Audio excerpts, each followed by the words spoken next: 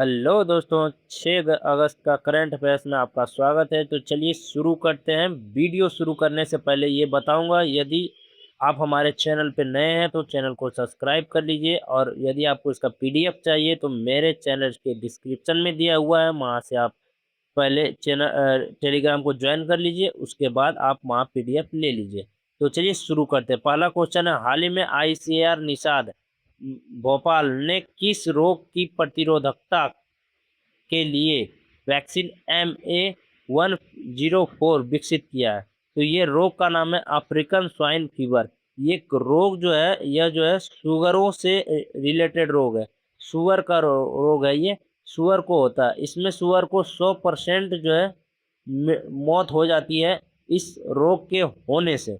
तो आईसीआर निषाद ने भोपाल की एक नेशनल कंपनी है जिन्होंने ये वैक्सीन डेवलप किया है। आईसीए, पहले निषाद का फुल फॉर्म जाने, national institute of high security animal disease. ये मतलब एनिमल डिजीज पे काम करता है। ये भोपाल मध्य प्रदेश में है।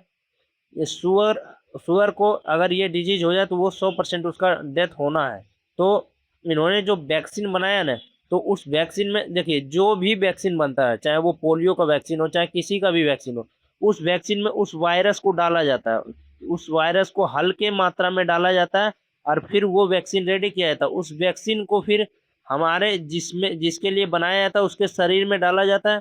तब फिर जो है वो वैक्सीन उस शरीर के इम्यून सिस्टम, रोग प्रतिरोधक क्षमता को उस काबिल, रोग प्रतिरोधक क्षमता उस वायरस को लड़ने के काबिल बनाया जाता है, जिससे कि वो अगर आपके शरीर में वो वैक्सीन गया तो उससे आपका शरीर में जो रोग प्रतिरोधक क्षमता है वो उस वायरस से लड़ेगा। और लड़ते लड़ते एक एक टाइम ऐसा आएगा जब उसके शरीर, आपके शरीर को ये आभास हो जाए कि ऐसा वायरस आए तो हमें डायरेक्ट अटैक करके मार देना। इसीलिए जब भी आप वैक्सीन लेते हैं तो आपका कभी तबीयत खराब होता है, इसका मतलब ये होता है कि वो वैक्सीन आपके ऊपर असर कर रहा है। तो ये तो वैक्सीन का ये फेनोमेना था। लेकिन ये जो वैक्सीन किया गया, लाइव एटेंटुएट हल्का जीवित वायरस डाला जाएगा और उसके बाद ये तैयार किया गया है। इसमें जो है 100% मृत्यु दर जो है फिक्स है। सुअरों का यह सीधा असर डालता है। इसमें जो है हल्का जीवित वायरस डाला गया और ये इसको प्रतिरोधक क्षमता बढ़ाने के लिए निषाद ने इसको बनाया है। ठीक है। शुगर सबके लिए इम्पोर्टेंट तो होता है, किसी के लिए नहीं होता है। नॉर्थ ईस्ट वालों के लिए ज़्यादा होता है। नॉर्थ ईस्ट वाले बहुत ज़्यादा होता है, और भी बहुत जगह के लिए होता है। तो जहाँ जिसके लिए होता है वो अपने अपने अनुसार होता है। ठीक है। नेक्स्ट क्वेश्चन हम देखते हैं। हाल ही में कॉमनवेल्थ टेबल टेनिस चैंपियनशिप 2026 में महिला एकल खिताब किसने जीता? तो महिला एकल खिताब यशस्व यशस्वी घोरपड़े ने जीता, सॉरी, यशस्वी घोरपड़े ने जीता है महिला एकल खिताब। ठीक है। इसमें आयोजन जो हुआ 16वें नंबर क्रम का Commonwealth tennis tennis table tennis championship 2026 कहाँ पे हुआ था? दिल्ली में हुआ है, त्यागराज स्टेडियम में। इसका सबसे पहला संस्करण जो हुआ था 2019 में हुआ था, कटक में हुआ था। और यह जो है 2019 में हुआ था। और शुभंकर इस बार का क्या रहा है? मयूर शुभंकर रहा है। जो इस बार का शुभंकर रहा है कॉमनवेल्थ टेबल टेनिस का, वो मयूर रहा है। एकल वर्ग में बात करें, महिला एकल में यशस्वी घोड़पड़े स्वर्ण पदक जीता है, जिसको हराया श्रीजा अकुला को हराया है। और पुरुष एकल में बात करें तो अंकुर भट्टाचारी, इन्होंने स्वर्ण पदक जीता। उप विजेता पायस जैन को हराया। ठीक है।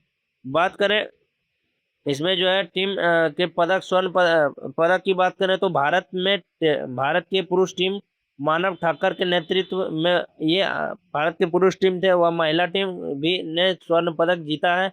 और टोटल 7 स्वर्ण पदक में से 6 जो है भारत ने 6 और मलेशिया ने 1 स्वर्ण पदक ने, टोटल 7 स्वर्ण पदक में से 6 भारत ने जीता है और 1 मलेशिया ने जीता है। और दोनों पुरुष टीम और महिला टीम दोनों ने स्वर्ण पदक जीता है। हाल ही में कॉमनवेल्थ का आयोजन हुआ था, जो 23वें नंबर के कॉमनवेल्थ का आयोजन हुआ था ग्लासगो में 2026 में हुआ था। और ये जो कॉमनवेल्थ हुआ था, इसका शुभंकर था वहाँ फिनी, जो कि एक यूनिकॉर्न था। और यहाँ पे टोटल भारत ने 39 पदक जीता था, जिसमें 13 जो है स्वर्ण पदक था, 17 जो है रजत पदक था और 9 कांस्य पदक था।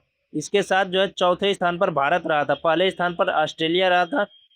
हमारे भारत की तरफ से ध्वज समापन जो किया था कॉमनवेल्थ में, वह मुक्केबाजी जैस्मिन लंबोरिया, इन्होंने भी स्वर्ण पदक जीता था 57 केजी के में जो है कैटेगरी में स्वर्ण पदक जीता।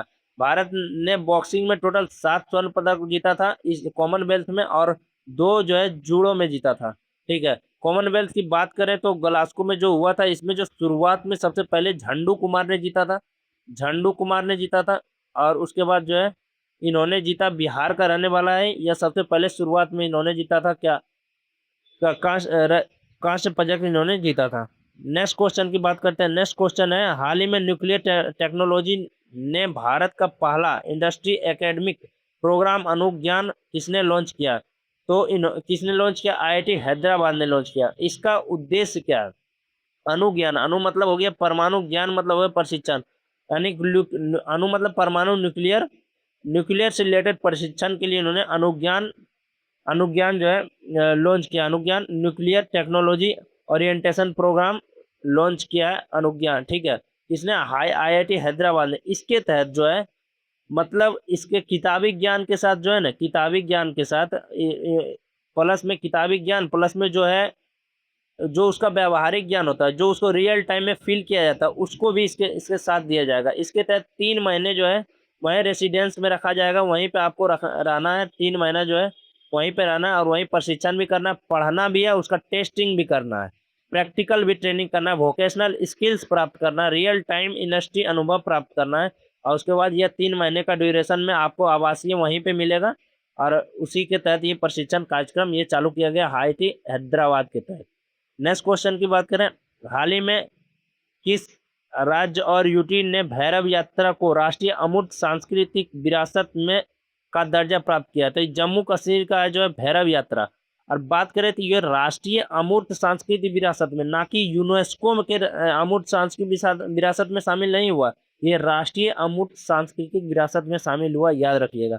भैरव यात्रा जो कि राजौरी राजौरी जम्मू कश्मीर में है, प्रतिवर्ष होली के पूर्व मनाया जाता है, भगवान शिव को भैरव अवतार को समर्पित है। काले रंग के रूप, हाथ में चिमटा वगैरह, जो भैरव अवतार जो होता है उसको समर्पित है। यह संस्कृति मंत्रालय द्वारा राष्ट्रीय अमूर्त सांस्कृतिक विरासत में सूची में शामिल किया गया इस भैरव यात्रा को। यूनेस्को में ये शामिल नहीं हुआ है। यूनेस्को में जो अमूर्त सांस्कृतिक विरासत है उसमें भारत में जो संख्या है वह 16 है। हाल ही में जो लेटेस्ट है वह दीपावली है। अमूर्त सांस्कृतिक विरासत अन्य जो है वह गरबा, योग 2016 में शामिल हुआ था कालबेलिया, और 2010 में शामिल हुआ था अमूर्त सांस्कृतिक विरासत में संकीर्तन, राममान और कुंभ मेला, ये सब जो है 2017 में हुआ था शामिल। जम्मू कश्मीर में कुछ और फेस्टिवल्स के बारे में जाने तो खीर भवानी मेला, हैरात उत्सव जो कि महाशिवरात्रि के दौरान जम्मू कश्मीर में मनाया जाता है, पंचोत उत्सव जो है ये भी जम्मू कश्मीर में मनाया जाता है, ये उत्सव है। नेक्स्ट क्वेश्चन की बात करें, हाल ही में संगीतकार एल सुब्रमण्यम को श्रीलंका के सर्वोच्च राजकीय सम्मान से सम्मानित किया। इसका संबंध किस वाद्य यंत्र से? वायलिन से है। ये एल सुब्रमण्यम बहुत ही फेमस है, प्रसिद्ध वायलिन जो है, ये पद्म विभूषण से सम्मानित किए जा चुके हैं। डॉक्टर एल सुब्रमण्यम, ये श्रीलंका में इनको वायलिन के लिए राजकीय सम्मान मिला है। ठीक है, यह सम्मान श्रीलंका का सर्वोच्च राजकीय सम्मान है। और जो यह है ये मतलब है डॉक्टर एल सुब्रमण्यम, इनके पिताजी के सम्मान में वहाँ पे श्रीलंका में एक रोड भी बनाया है। इनके पिताजी दिग्गज प्रोफेसर बी लक्ष्मी नारायण से, उन्हीं के सम्मान में जाफना श्रीलंका में वायलिन मेस्ट्रो रोड बना का नाम रखा गया, वायलिन मेस्ट्रो रोड उसके नाम पर रखा गया। श्रीलंका के राष्ट्रपति की बात करें तो ये है अनुरा कुमार दिसानिया के, ये जो है अनुरा कुमार, आप याद रखो, काफी है। हालिया पद्म विभूषण जिससे सम्मानित किया गया तो वायलिन में जो है सुश्री एन राजन, यूपी की है, हाल में जो है पद्म विभूषण, और ये ग्रुप डी में पूछा भी गया था। और सुश्री एन राजन है यूपी के। अन्य प्रमुख वादक की बात करें, बांसुरी जो हरि प्रसाद चौरसिया, पन्ना लाल घोष, राकेश चौरसिया और राजेंद्र कुलकर्णी, ये सब जो है बांसुरी से रिलेटेड है। जबकि शहनाई से उस्ताद बिस्मिल्लाह खान है। लेकिन प्रथम महिला और एकमात्र महिला शहनाई वादक जो है वह बागेश्वरी कमर है, ये आप याद रखिएगा। प्रथम एकमात्र महिला सेनाध्यक्ष है। नेक्स्ट क्वेश्चन की बात करें, हाल ही में अगस्त 2026 में आरबीआई ने मौद्रिक नीति समिति द्वारा निर्धारित रेपो रेट कितनी है? तो ये पहले हम मौद्रिक नीति समिति के बारे में जान लेते हैं। तो ये जो है यह उर्जित पटेल समिति की सिफारिश पर गठन किया गए थे और यह इस समिति में टोटल 6 सदस्य होते हैं। इसमें 3 सदस्य आरबीआई से होते हैं, 3 सदस्य आरबीआई और 3 सदस्य जो है भारतीय गवर्नमेंट से होते हैं। ठीक है, ये 3 सदस्य में जो अच्छा बताएंगे तो मौद्रिक नीति समिति का अध्यक्ष कौन होता है? तो ये आरबीआई के गवर्नर होते हैं जो कि अभी संजय मल्होत्रा है। इन्होंने रेपो रेट के बारे में जो बताया, इन्होंने कहा हमने न्यूट्रल यानी तटस्थ पॉलिसी पर काम कर रहे हैं, हमें बिल्कुल भी रेपो रेट को बदलना नहीं है, हमें वही रखना है।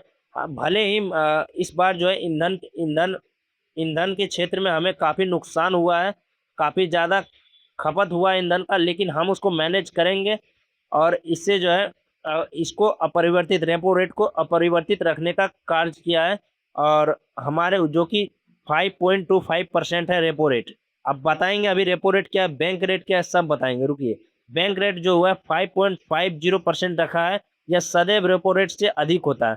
बैंक रेट आप जानते हैं, रेपो रेट, बैंक रेट, ये जो है एक आरबीआई भी बैंक है, आरबीआई और अन्य जो है कोई बैंक है। ठीक है, जब किसी बैंक के पास पैसा खत्म हो जाता है तो वो आरबीआई के पास लोन लेता है, तो उसके लिए 3-4 रेट होता है। एक होता है बैंक रेट। बैंक रेट वह रेट होता है जो आरबीआई किसी बैंक को बिना किसी गिरवी, कोई भी सामान गिरवी रखे उसको दीर्घकालिक ऋण प्रदान करता है, ये होता है बैंक रेट। ठीक है, जो कि इस बार रखा गया 5.5%। और रेपो रेट वो होता है जो आरबीआई अपने गवर्नमेंट सिक्योरिटी से कुछ धन को गिरवी रखता है और उसके बाद अल्पकालीन ऋण आरबीआई से जो है प्राप्त करता है, उसी को कहते हैं रेपो रेट। या इन्होंने 5.25 अपरिवर्तित रखने का काम किया है। और उन्होंने आरबीआई मुद्रा स्फीति का जो लक्ष्य निर्धारित करता है वह 4% से +-2%, यानी कि यदि 4% +-2%, यानी कम से कम या 2 और ज़्यादा से ज़्यादा 6 रखने का इस बार ये हमेशा मुद्रास्फीति का लक्ष्य डिसाइड ही रहता है। जीडीपी के अनुमान की बात करें इस बार के फाइनेंशियल ईयर 2026-27 की 6.7% वास्तविक वृद्धि दर दर्शाया गया है। सॉरी, रेपो रेट की बात करें तो इसका जो फुल फॉर्म होता है वो होता है रीपर्चेसिंग ऑप्शन रेट, ये होता है रीपर्चेसिंग ऑप्शन रेट। और रेपो रेट आपको बता ही दिए क्या होता है। आरबीआई किसी भी वाणिज्य बैंक को उधार जो देता है अल्पकालिक के लिए, लेकिन गवर्नमेंट सिक्योरिटी के साथ। नेक्स्ट क्वेश्चन की बात करें, हाल ही में राष्ट्रपति द्रौपदी मुर्मू ने जगत गुरु कृपालु विश्वविद्यालय का उद्घाटन कहाँ किया है? तो ये कटक उड़ीसा में किया है। एक फाउंडेशन है, एक संस्था है, जगत गुरु कृपालु महाराज संस्था। इस संस्था के द्वारा जगत गुरु कृपालु की बात करें, यह जो इनका जन्म प्रतापगढ़ यूपी में हुआ। इस संस्था ने वृंदावन में प्रेम मंदिर बनवाया और बरसाने में जो है कृष्ण कृति मंदिर बनवाया है। इसी संस्था ने जगत गुरु कृपालु महाराज संस्था है। और इन्होंने ही विश्वविद्यालय एक जो है जगत गुरु कृपालु विश्वविद्यालय कटक उड़ीसा में बनाया है, जिसका उद्घाटन राष्ट्रपति द्रौपदी मुर्मू ने किया है। कटक जो उड़ीसा, कटक की बात करें जो कि उड़ीसा महानदी के तट पर स्थित है और राष्ट्रीय चावल अनुसंधान संस्थान भी यहीं पे स्थित है। ठीक है, हमारे जो राष्ट्र का है। तट की बात करें, इस कटक में जो तट है उस तट का नाम है उत्कल तट। और आप जानते हैं उत्कल दिवस 1 अप्रैल को मनाया जाता है। और एक उत्कल मणि से स्वतंत्रता सेनानी का नाम है, जो जिसका नाम पहले उनका मूल नाम था गोप बंधु, लेकिन वो एक प्रसिद्ध स्वतंत्रता सेनानी थे, उसका जो यूनिक नेम पड़ गया उत्कल मणि गोप बंधु दास। यह जो है उड़ीसा समाचार पत्र द समाज का इन्होंने इस संपादक किया था। इनकी एक आत्मकथा है बंदिर आत्मकथा, मंदिर उसका नाम है। ठीक है, हाल ही में इनका प्रतिमा उत्कल मणि गोप बंधु दास इनका प्रतिमा का उद्घाटन जो किया गया है वह किया गया कहाँ पे? यह दिल्ली में जो है इनका प्रतिमा का उद्घाटन किया। नेक्स्ट क्वेश्चन की बात करें, हाल ही में समर्थ स्पेस 2.0 बेगम प्लेटफॉर्म के जरिए एआई आधारित गवर्नेंस पल किसने शुरू किया है? केरल ने शुरू किया है। ठीक है, केरल के मुख्यमंत्री वीडी सतीशन ने इनको शुरू किया है। इन्होंने पृथक एआई विभाग बनाया, एक अलग से एआई विभाग बनाया। उसके साथ इन्होंने समर्थ पोर्टल को लॉन्च किया, प्लेस स्पेस 2.0 को लॉन्च किया, बेगम प्लेटफॉर्म को लॉन्च किया। अब आप बात कीजिए कि समर्थ पोर्टल करेगा क्या, तो ये राज्य के जितने भी भूमि है, संपत्ति, इमारत है, इसको ऑनलाइन डिजिटल रजिस्टर करेगा, ऑनलाइन पे इसको लाएगा। प्लेस स्पोर्ट्स 2.0 विकास परियोजनाओं की ट्रैकिंग और डिजिटल रजिस्टर, यानी कितना विकास हुआ उसका जो है ये ट्रैकिंग करेगा, विकास कितना हुआ है वो उसका ये ट्रैकिंग करेगा। जबकि बेगम की बात करें तो ये पारदर्शी भूमि अधिग्रहण हेतु ऑनलाइन प्लेटफॉर्म, पारदर्शी भूमि यानी जो जेन्युइन भूमि है उसका अधिग्रहण कोई किया है उससे जो है पारदर्शी, उसके लिए ये ऑनलाइन प्लेटफॉर्म है। ठीक है, तो ये एआई के तहत किया जाएगा। नेक्स्ट क्वेश्चन की बात करें, हाल ही में 5 अगस्त को जम्मू कश्मीर राज्य को विशेष दर्जा देने वाले अनुच्छेद 370 को हटाने की वर्षगांठ मनाई गई। आर्टिकल 370 किस वर्ष समाप्त किया गया था? ये 2019 में समाप्त किया गया था। ये कोई विधेयक से समाप्त नहीं किया गया था, बस एक आदेश के तहत ये समाप्त हो गया। यह हुआ था 5 अगस्त 2019 को। अनुच्छेद 370 के तहत जम्मू कश्मीर को विशेष राज्य का दर्जा समाप्त किया गया है। वर्ष 2026 में 7वीं वर्षगांठ मनाई गई इस बार। ठीक है, ये जो होता है ना आर्टिकल 370 में से वैसे टॉपिक को हटा दिया, जिस जो जम्मू कश्मीर को विशेष राज्य का दर्जा, आर्टिकल 370 हटाया नहीं गया संविधान से। ठीक है, इस बात को आप ध्यान रखिएगा। उसके बाद इसके जस्ट कुछ एक सेकंड, सॉरी, पुनर्गठन जो हुआ था, इसके बाद जब ये आदेश जारी हुआ उसके बाद जम्मू कश्मीर पुनर्गठन अधिनियम आया, उसके तहत 31 अक्टूबर 2019 को यह लागू हुआ। इसके तहत राज्य को 2 यूटीज में विभाजित किया गया, एक जम्मू कश्मीर, एक लद्दाख। जम्मू कश्मीर की बात करें, विधानसभा सहित है इसमें, यहाँ पे जम्मू कश्मीर है और यह यूटी में बिना विधानसभा के है। ठीक है, यहाँ के उपराज्यपाल मनोज सिन्हा है, मुख्यमंत्री जो है उमर अब्दुल्ला है। यूटी की बात करें तो उपराज्यपाल विनय कुमार सक्सेना है। इसमें 7 जिले, इसकी राजधानी लेह है। ठीक है, नेक्स्ट इतिहास, इसके अनुच्छेद 370 का ड्राफ्ट जो मतलब तैयार किया था, गोपाल स्वामी आयंगर ने तैयार किया था। और इसके तहत जो है जम्मू कश्मीर को स्थायी निवासियों को विशेष अधिकार मिलता था। जो जम्मू कश्मीर में स्थायी निवासी थे उसको 35A के तहत विशेष अधिकार मिलता था, जिसको समाप्त किया गया। वहाँ जमीन खरीदने वगैरह ये सब जो इसको समाप्त कर दिया। एंड लास्ट क्वेश्चन, हाल ही में केंद्र सरकार ने चांदीपुरा वायरस के प्रकोप से निपटने के लिए national joint outbreak response team एनजॉट कहाँ तैनात किया? तो गुजरात और राजस्थान में तैनात किया। चूंकि केंद्र सरकार द्वारा गुजरात और राजस्थान में एनजॉट तैनात किया गया, क्यों? तो चांदीपुर वायरस, यह वायरस का जो मेन नाम है वह अरबो वायरस है। ये कौन सा वायरस है? अरबो वायरस। चूंकि यह चांदीपुर में निकला था, महाराष्ट्र के चांदीपुर में निकला था, इसलिए इसे चांदीपुर वायरस कहा गया। यह फैलता किससे? रेत की मक्खी से, इसी के कारण यह फैलता है। यह किसका परिवार है? रेबडोविडे वायरस का परिवार है। आप मलेरिया भी जानिएगा तो वो अरबो वायरस, ये रेबडोविडे मलेरिया जो रेबडोविडे परिवार का ही मलेरिया वायरस भी उसी का हिस्सा है। ठीक है, सर्वप्रथम चांदीपुर में खोजा, इसलिए चांदीपुर वायरस के नाम से जाना था। इसका जो प्रभाव होता है वह 15 वर्ष से कम उम्र के बच्चों को तंत्रिका तंत्र, नर्वस सिस्टम और मस्तिष्क में सूजन पैदा करता है। यही इसका जो है प्रभाव होता है, जिसके कारण वहाँ पे जो है अलर्ट तैनात किया, एनजॉट को तैनात किया गया है गुजरात और राजस्थान में। ठीक है।